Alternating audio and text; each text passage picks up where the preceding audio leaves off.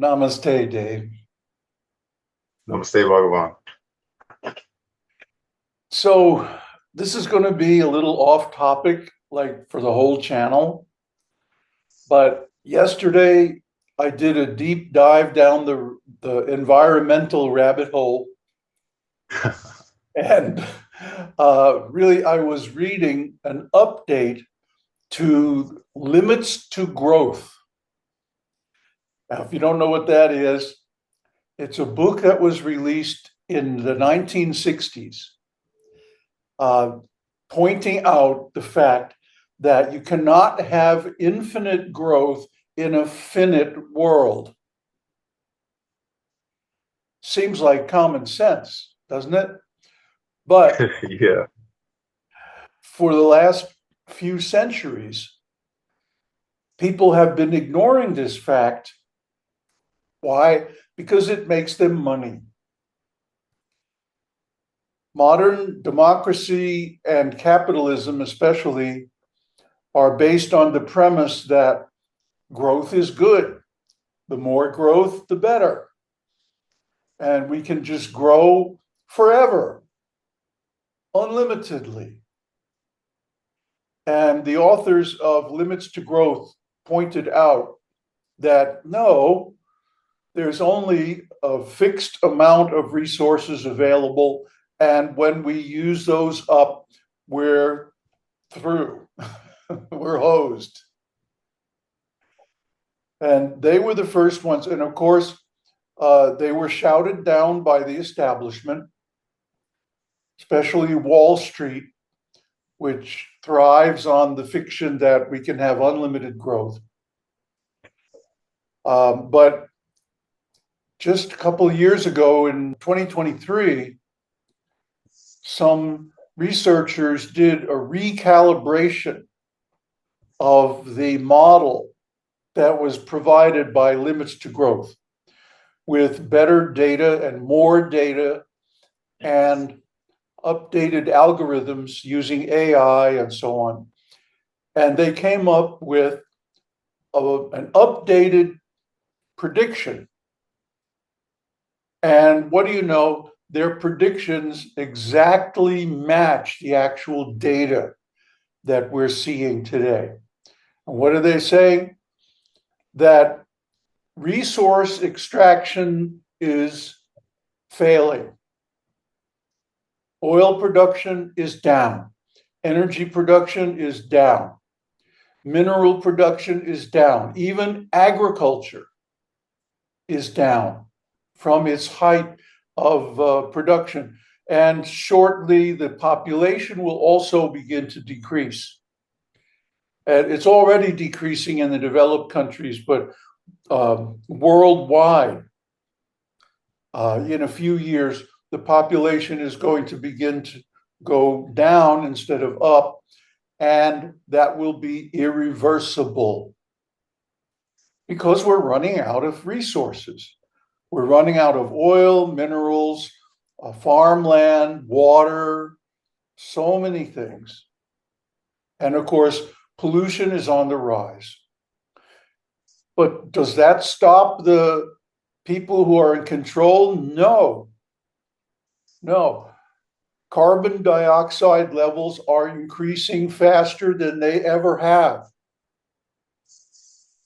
based on measurements taken at the Mauna Loa Observatory in Hawaii. And that's a proxy, of course, for energy usage, fossil fuel burning. And that means that not only are we not listening to the data, we're not listening to the scientists, but we are committed to driving this thing right off the cliff. And it's already being reflected in the inflation, especially in food prices all over the world. And this is not going to stop. No new administration with new policies and whatnot is going to be able to fix it because it's structural. You had some observations on this, Dave, when we were chatting. yeah. It just it rang a lot of bells. There's something in the news right now regarding New Zealand and their government trying to change or redefine their constitution to take away the ownership and sovereignty of the indigenous people um, over to the government. But lo and behold, their land is filled with gold and oil. So, Well, what do you know? Just like the what do you uranium know? under the Sioux and Navajo reservations in the U.S.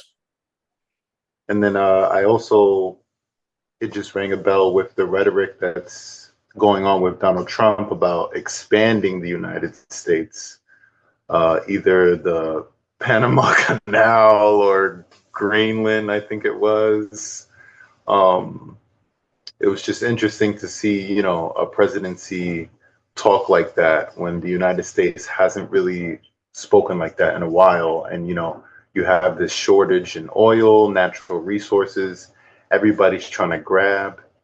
Inside of the article, they talked about how the United States government is basically trying to turn as many countries that have natural resources as possible over to democracy. We see that happening with Syria. So it's interesting if you're Long-standing policy, Dave. That's what the Iraq War was about, oil. That's what annexing Canada is all about, oil. You see, because the American oil basin in, Texas and New Mexico and down there is light crude. It cannot yield diesel fuel, only gasoline. That's why the American car industry started out with gasoline burning engines. And it was only later, once we got access to foreign oil, heavy crude, which can be refined into diesel fuel. Then, and also jet fuel. Jet fuel cannot be manufactured, cannot be cracked from light crude, only from heavy crude. So diesel fuel and jet fuel are the fuels that, literally fuel the airliners and the trucks and the factories. And that can only come from heavy crude, which is not found in the US, either in Texas or the Gulf of Mexico or any of the major oil fields. So we have to import oil, or US has to import oil to stay in business, basically. Because without diesel fuel, they're cooked. now their game of propping up themselves by having nukes is nothing to the lifeline that they need, which is oil, which other countries, which have, let's say, what seems to be a lower defense to the United States, like the Arab countries, which I celebrate them, even though I have some opposing views, but nonetheless, they have now a strategic advantage because they kind of can control some of these trade routes, and they have abundance of oil. So Heavy now, oil, heavy crude. yeah, what we need, exactly what we need. Yeah, we'd be cooked without them. So that's why Trump wants Canada. That's why he wants Greenland. I mean, we already basically control the military situation in both Canada and Greenland. We have big bases there and so on and so on. What's missing, what we need is the oil. So there's going to be all this rhetoric and all this noise, and who knows what's going to happen. But the techno optimists are thinking that we can develop AI and solve all these problems, right? Meanwhile, people are homeless, people are starving, and they just announced they're breaking ground on $100 billion data center in Texas, and it has Trump's full approval, right? I feel like in a sense, like that's a psychological mind fuck, for lack of better expression. Like it's a disrespectful, it's a laugh. Look at all that money and all that wealth being put into a technology when it could be distributed properly to end world hunger. Um, 100 I billion don't understand to how. end homelessness and hunger. We are in an AI arms race with China. We are at war with China. And whoever develops AI, human level or above AI, is going to win.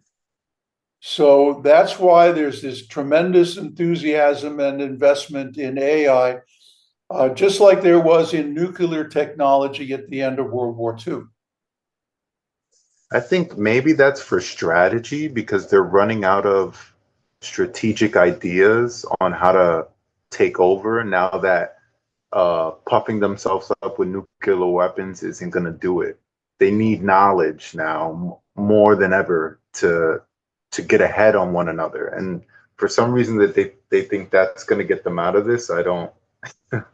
Maybe a little few who get a rocket ship off of this planet after they destroy it. But that's not going to work, Dave, because the interplanetary radiation is so much that during what would it take, like a year and a half in space to get to Mars? In that time, everybody is going to get overdosed with radiation.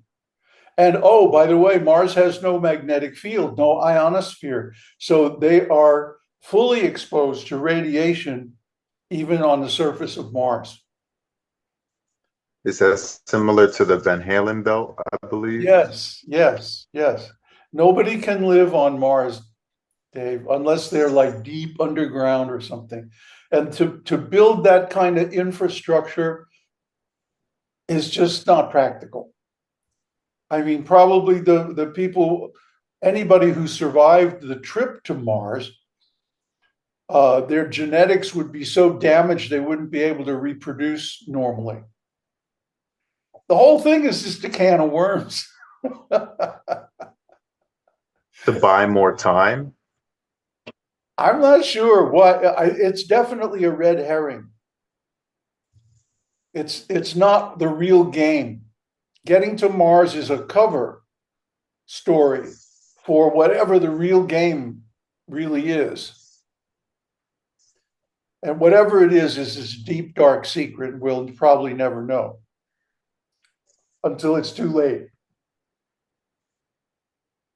There's some ideas floating within dark conspiracies that, certain governments have hacked this renewable energy that they talk about, and they're not releasing it to us.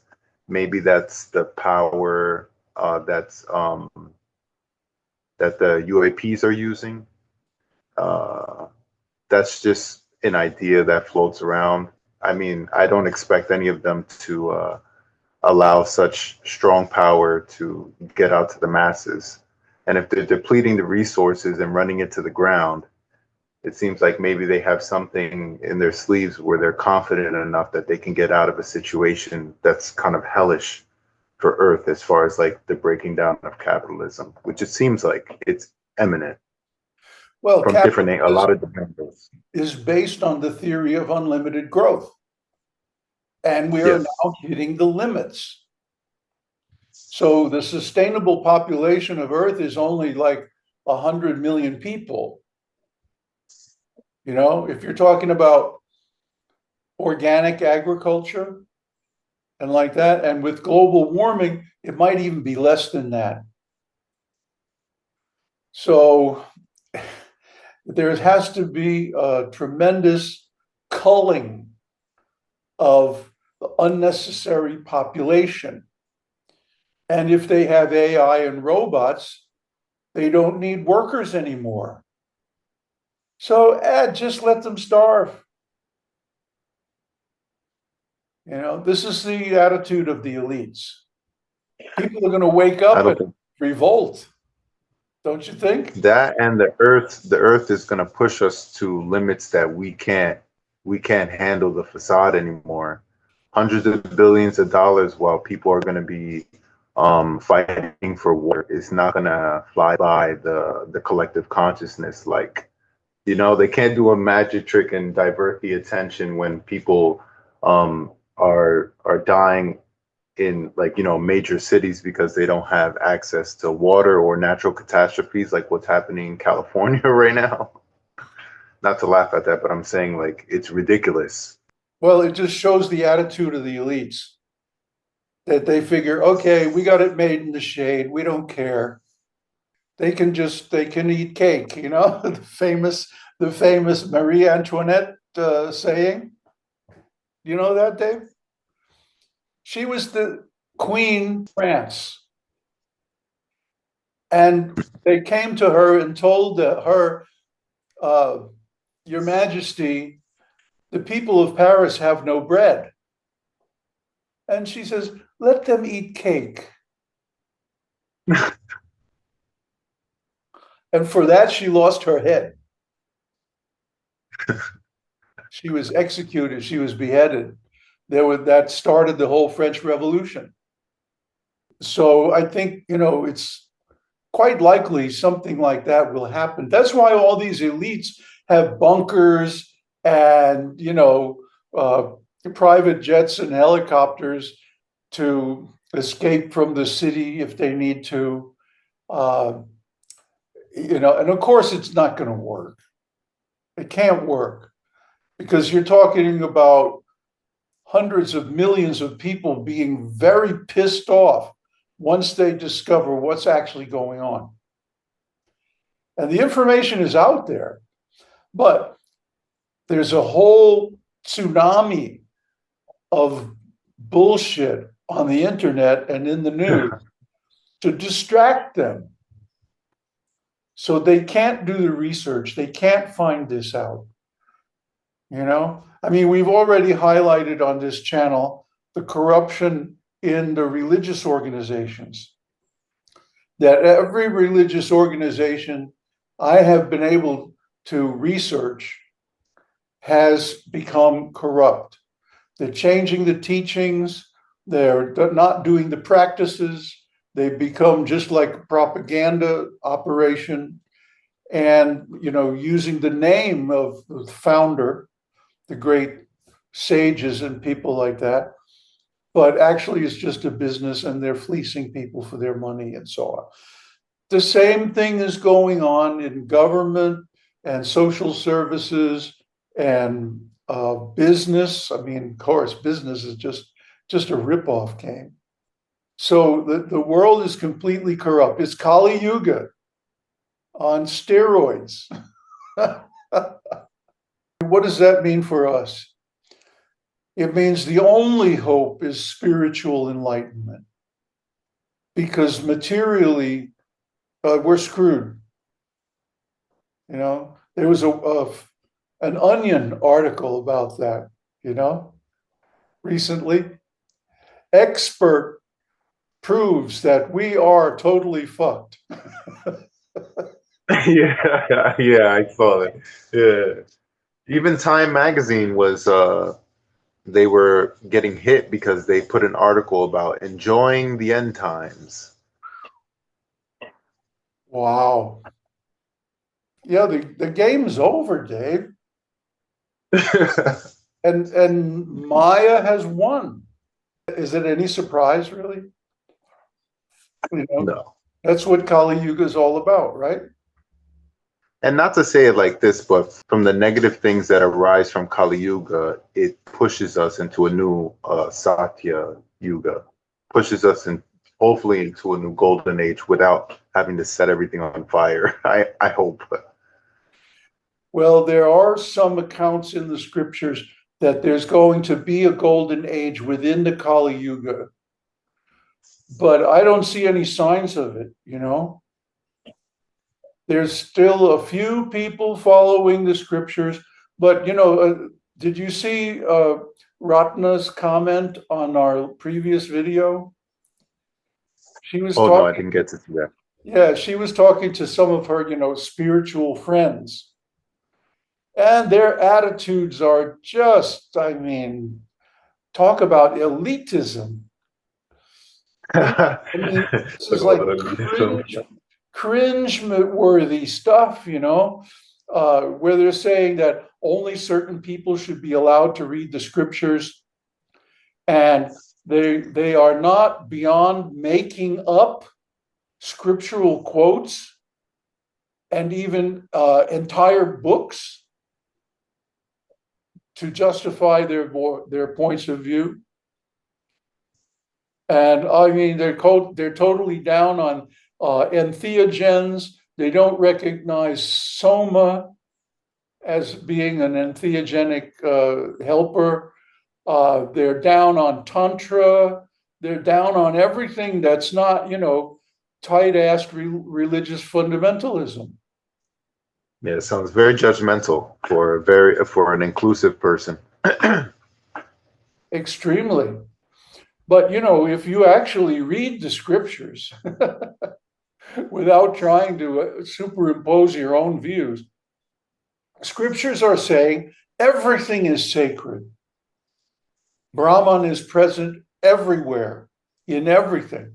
And Ratna, in her reply to my reply, quoted Lakshmi Tantra, where she is asked, why are there so many scriptures in the world?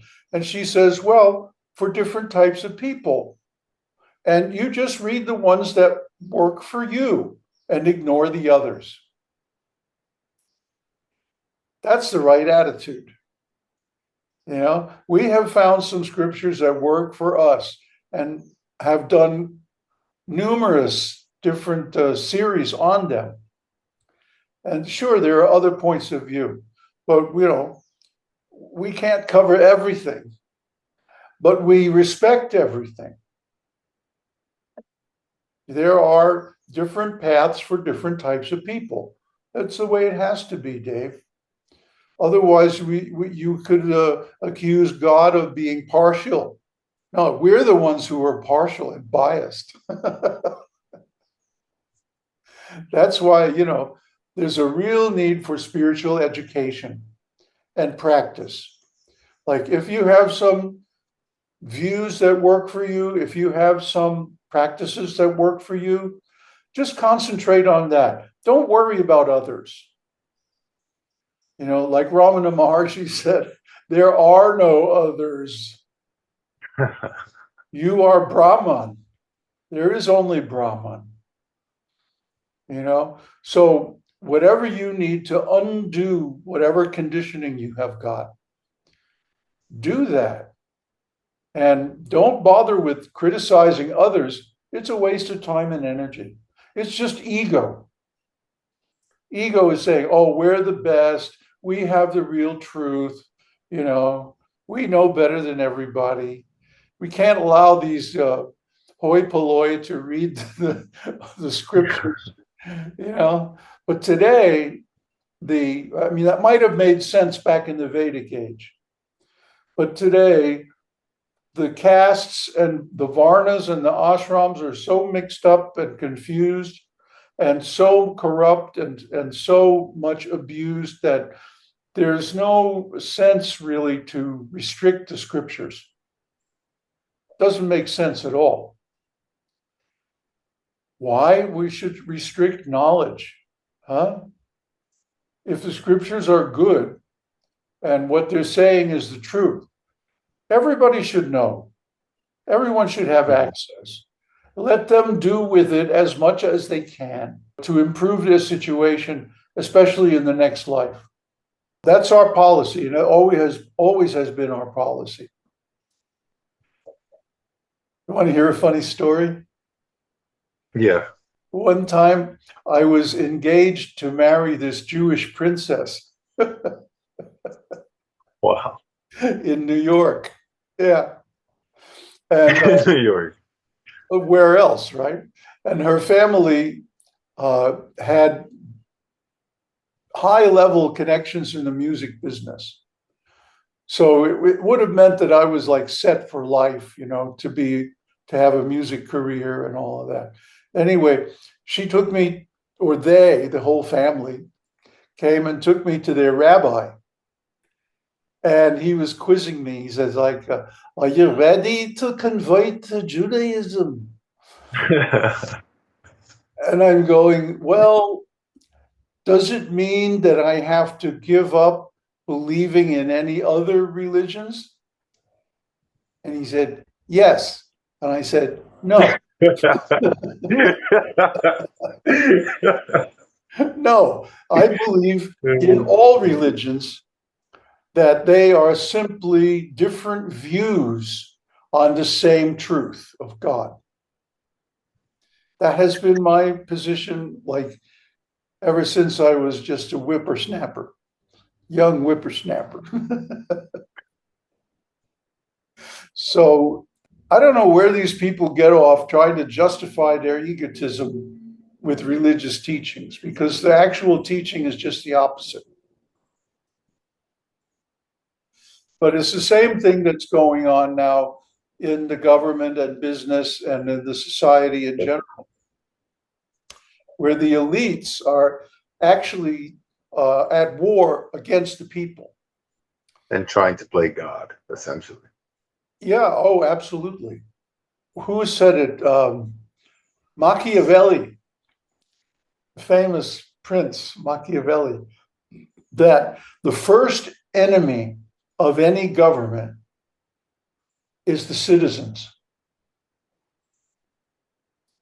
They have to be defeated and kept down so that the rulers can rule. Otherwise, there's going to be trouble. Yeah, he wrote a lot of interesting stuff about taking control of societies in his letters to, I think it was Alexander the Great, right? Yeah, and his various books. He's a very interesting character because he has spoken the things that should never be spoken.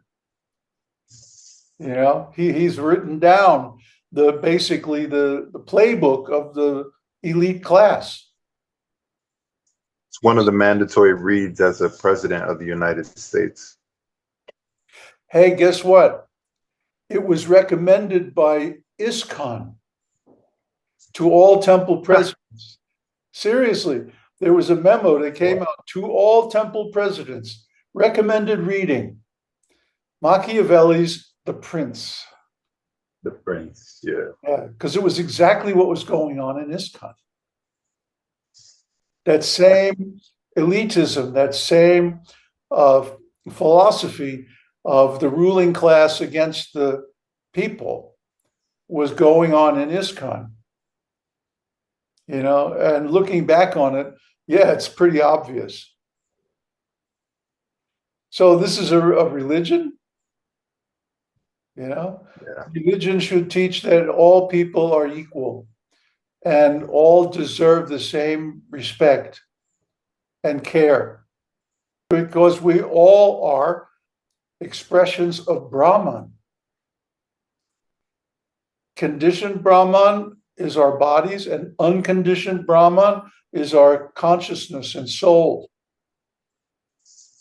the vital force, life itself, which could never be created in any laboratory, no matter how much AI you've got. Right.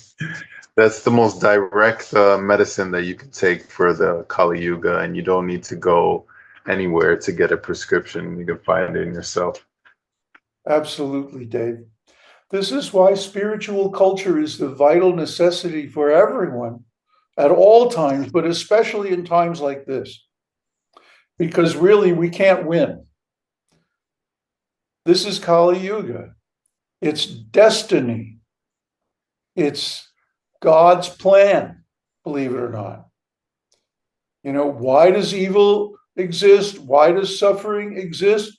These are questions that no religious philosophy can answer, because to them it would mean that God is not pure, not all good. But we're saying, no, God is all good. God is all pure. We are the ones who are not good, not pure. And because of our karma, all this stuff is happening. We deserve it. because of the things we have done in the past and we don't even remember. So guess what? We're running out of time already. Always goes by so fast. I know, it's just like, it seems like 5 minutes, you know? But we can continue in private, but I hope the Yeah. viewers get some idea. I'm going to include the links in the video description to these various Yeah. articles, and the information is going to be very interesting. You should all read it. So thanks a lot, Dave. I really appreciate your energy and inquisitive spirit. Thank And you, Bhagavan. I guess we're going to have more meetings soon because you have a few days off, right? Yeah. Wonderful. So, Om Tat Sat. Om Namah Shivaya.